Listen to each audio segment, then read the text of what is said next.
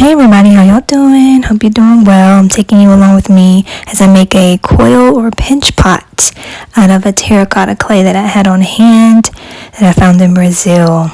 So I'm using my vanity well and some cardboard to make sure the clay doesn't stick to the surface.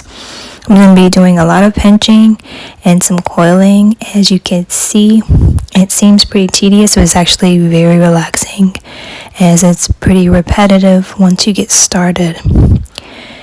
I'll take you with me all the way to the end, and you can see as I get to form it with the lid. It's actually going to be a lidded vessel once I am done.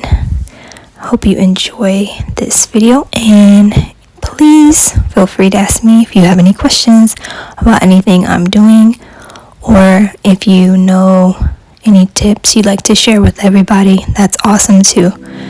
Y'all take care. Thanks for watching.